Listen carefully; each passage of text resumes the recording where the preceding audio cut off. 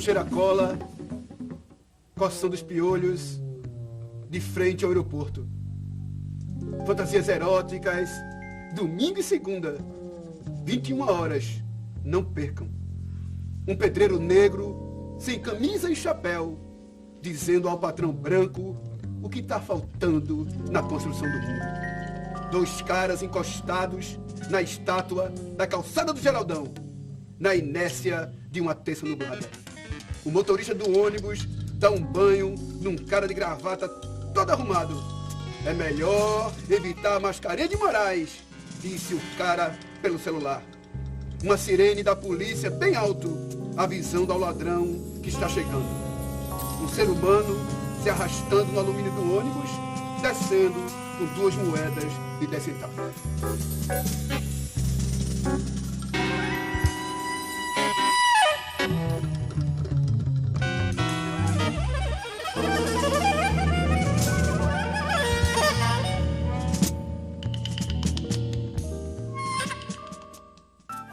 Eu começo o livro dizendo que a poesia entrou na minha vida como um grito de gol, né? Porque, na verdade, eu queria ser jogador de futebol. Meu sonho era jogar pelo Flamengo e tive vários sonhos jogando no Maracanã.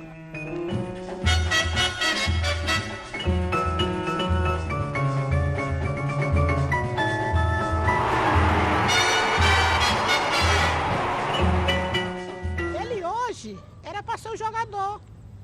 Ter terminado o jogador, porque ele jogava muito bem. Bola. Só que ele não se interessou, não tinha de ser, né? Eu comecei a pensar em escrever quando Maurício Silva me mostrou um poema dele que dizia: praça verde, verde, verde, farda verde, verde, verde, e o coração bate continências a toda mulher que passa. Aí eu achei interessante essa transfiguração do verde da praça, o soldado, quer dizer, a repressão indiferente a mar para que era na praça. Então, a partir desse poema, eu acho que eu comecei a achar que eu poderia escrever também. Acho que foi a primeira vez que conheci a dor. Um domingo de 1971.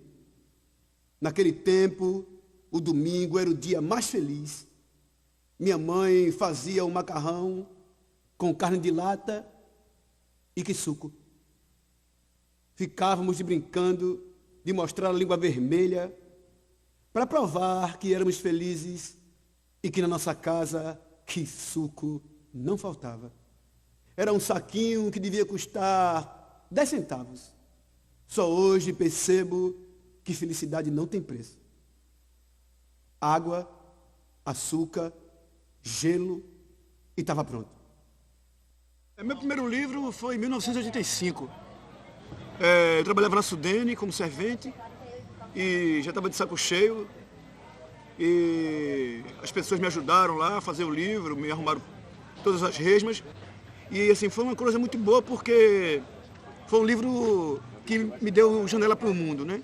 Embora as dificuldades dele fossem imensas, né, do ponto de vista material e financeiro, ele chegou à audácia de deixar o emprego e disse: eu vou cuidar de ser só poeta.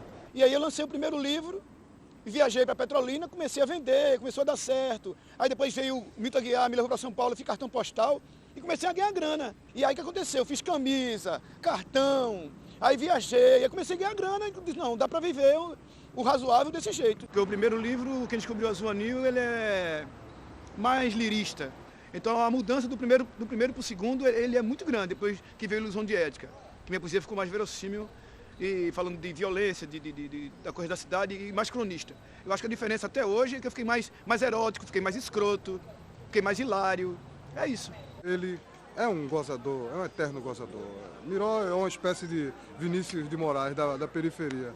Como eu escrevo quase crônicas, a cidade para mim é fundamental, né? Porque eu trabalho com fotografias urbanas, a miséria humana, a injustiça. Eu pego mais o lado caótico, né? O lado mais sacana da sociedade, né? Minha poesia é muito verossímil nesse sentido. O cotidiano da cidade aparece demais na poesia de Miró. E eu acho legal que aparece da perspectiva de alguém que vem da periferia. Não apenas de alguém que se sente incomodado com a situação de uma outra pessoa. 4 séculos de seca. 4 séculos de orações para São José. 4 séculos de promessas e de cestas básicas e 1 tonelada de nada. A televisão derrama lágrimas e a água e a sede das outras coisas. 4 séculos de solidão e os pés rachados de tanto tentar levar a vida na cidade de São Paulo. Deixa claro que o problema do Nordeste não é a falta d'água, é a falta de vergonha na cara. Quando o Miró fala sobre as misérias, o miserê, sobre o povo lascado e a carga erótica também que tem no subúrbio, que não sei o que, tá tudo no poema dele, é porque é exatamente assim.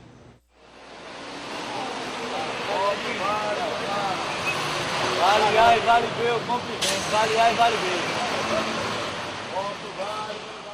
Quando chega perto das 5 da tarde, me lasco. Parece que Deus senta do meu lado, insistindo, levanta-te e anda.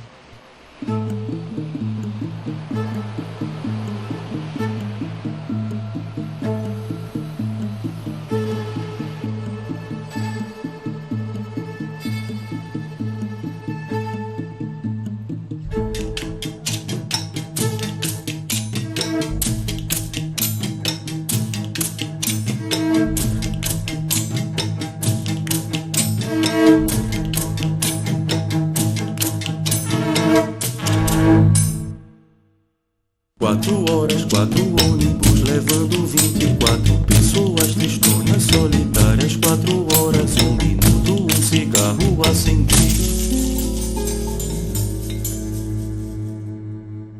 E a cidade pegou fogo. 5 horas, 5 soldados espancando 5 pivetes, filhos sem pai, sem pão. 6 horas, o Recife reza. Voando ver Maria, Maria.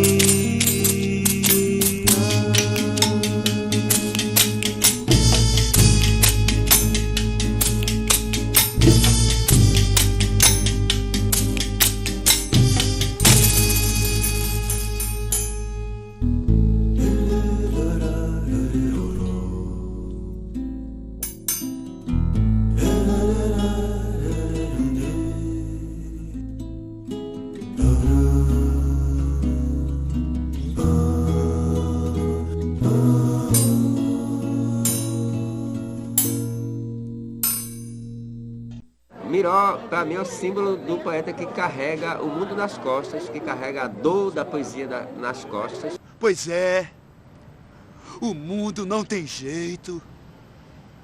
Deus foi brincar de se esconder, ficou atrás do poste, esperando que o homem se iluminasse.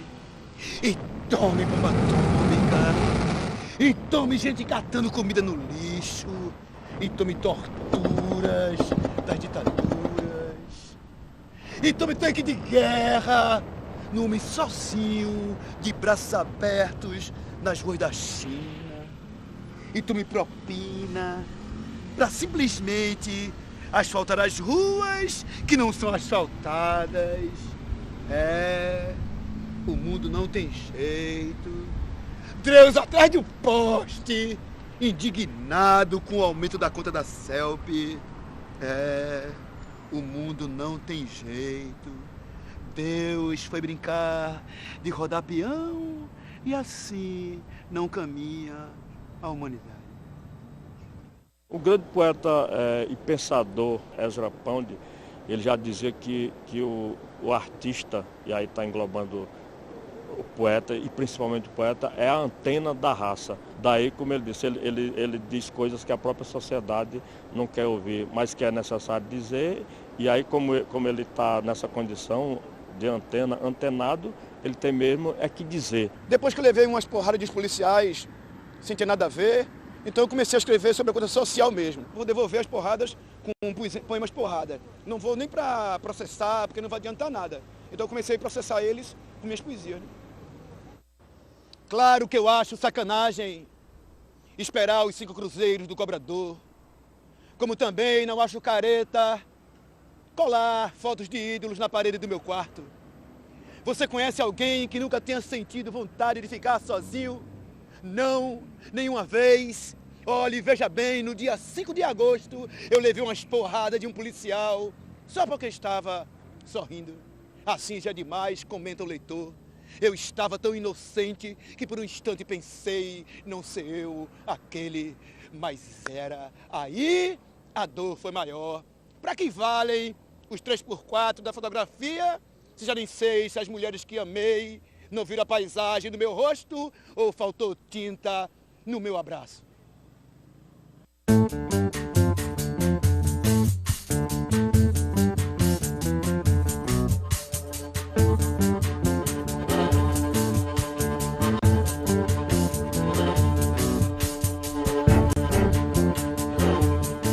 Essa história dos bares aqui em Recife, ela é muito importante, que aqui já foi um tempo que era encontro dos poetas. Então a turma saía da Livro 7, da antiga Livro 7, e vinha pra cá. Então 6 horas da noite aqui se encontravam todos os poetas lá na frente, e havia essa troca de fanzine, de vamos produzir, juntar os poemas e tal. Nós dizíamos poesia todos os sábados, religiosamente, aqui na frente da loja americana.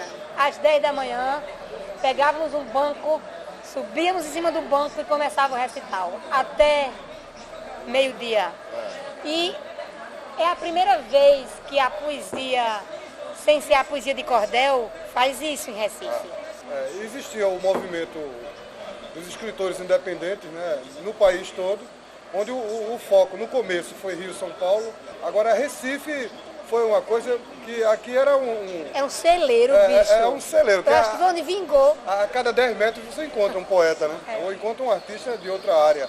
Mas assim, é um celeiro cultural. Esse fato dos bares, que aconteceu em São Paulo, inclusive, foi um estopim pelo seguinte, porque foi uma história de... Deu uma puta sorte, que cheguei lá no bar e era um concurso de poesia falada e eu comecei a falar os poemas, o cara do bar pirou, o jornalista que estava lá pirou. E aí ele gostou tudo do meu trabalho, que me colocou na capa do jornal. E eu chegando em São Paulo, de Petrolina, e o cara me colocou logo na capa do jornal de Pinheiros, que é o bairro dos artistas, que é o bairro onde rola cultura em São Paulo, colocou na capa, sem eu saber. Miró, o poeta dos bares, é a nova onda. Ele provoca o mais terno pranto, porque ele é terno, ele consegue dizer as coisas mais duras, mais dolorosas, com um lirismo, com uma doçura como poucos, eu acho. Eu tenho um público, sim, que gosta muito do meu trabalho, quando eu falo. E tem um público que compra os meus livros por ter meus livros, mas gosta mais de me ver falando. A oralidade e a poesia de Miró tem essa importância justamente por reaproximar, digamos, a poesia contemporânea desse universo do corpo, do contato pessoal. A performance é o meio que você tem de transmitir a poesia fora do livro. Quando você vê Miró recitando, é muito mais informação que está naquela poesia do que o que você vê no papel, entendeu? Porque eu falo poema, eu vou na verve, eu vou na questão emocional da pessoa que está no bar ouvindo. E o cara está ali sentado na mesa do bar e está ouvindo um poema que é a cara dele, é a casa dele, é a cidade dele, mas ele passa e não escreve. O bar é um dos lugares que eu mais escrevo. Eu não vendo mais poesia de Imbaiabá porque eu não tenho mais saco. Eu fiz isso durante 10 anos e hoje eu não aguento mais para lá no bar e dizer, olha, eu sou um poeta, assim, assim, assim. Nos anos 80, eu não podia ver um bar com 5 pessoas que eu subia na mesa. Eu tive que burilar essa história de não virar só o camelô chato do bar. Eu amadureci meu trabalho para não jogar pérolas aos porcos, para não chegar no bar e passar como um maluco. Então hoje, quando eu vou num lugar, tem que me anunciar, de preferência. Agora vamos chamar o poeta Miró. Não é questão de estrela, que eu não sou estrela porra nenhuma. É questão de dizer, agora que vai entrar aqui é o poeta Miró.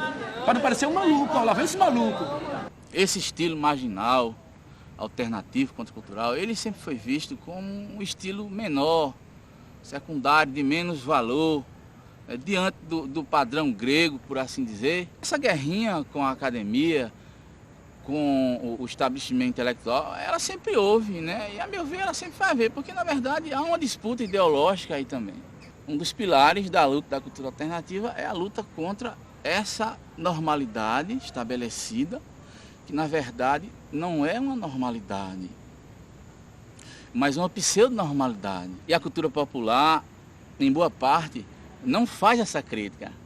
Eu tenho muita dúvida se existe uma estética mesmo na literatura marginal e acho que é uma injustiça quando olham para os poetas marginais dessa cidade com o olhar, não é a poesia fácil. É a poesia cotidiana, simples e não presta, ou é ruim, é simples de fazer. Eu acho que a poesia, ela dispensa rótulos. A poesia está como, vamos usar com o direito da expressão livre, é como o PT, é o pós-tudo.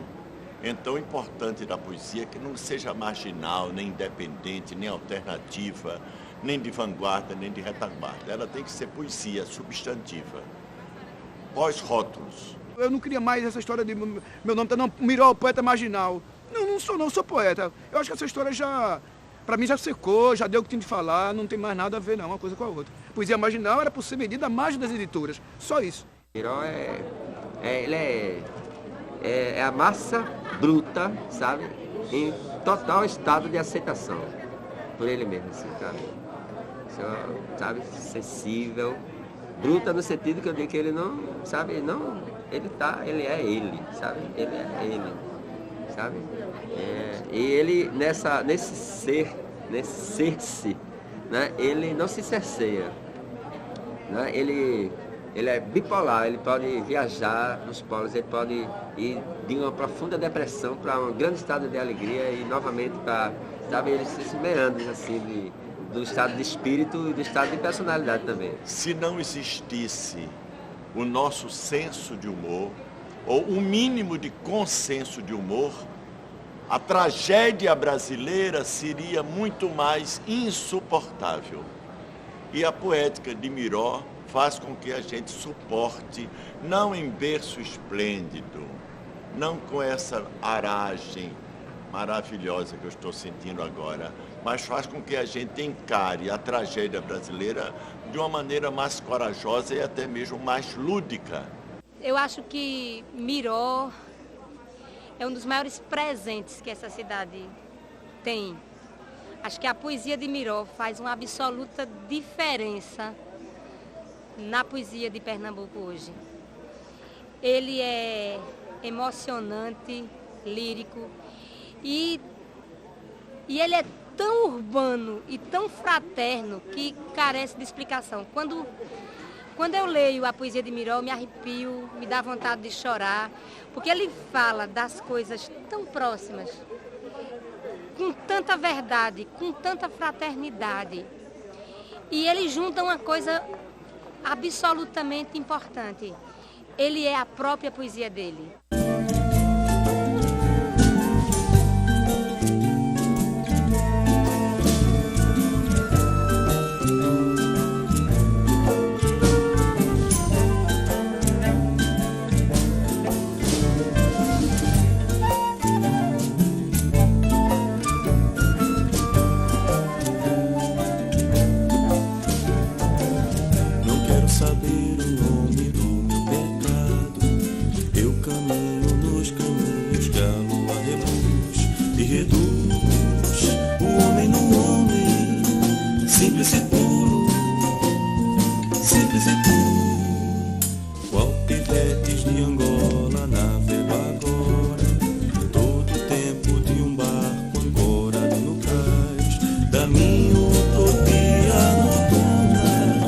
Acendo cigarro por acender claro.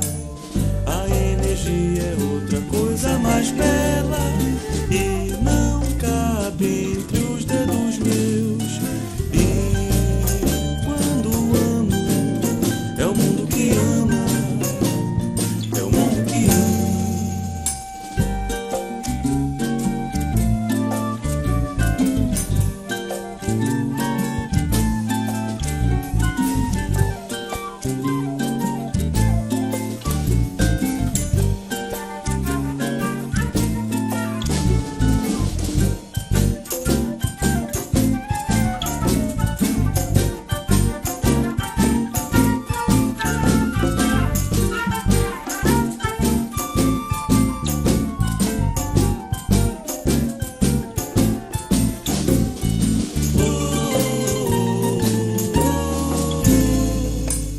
A energia é outra coisa mais bela.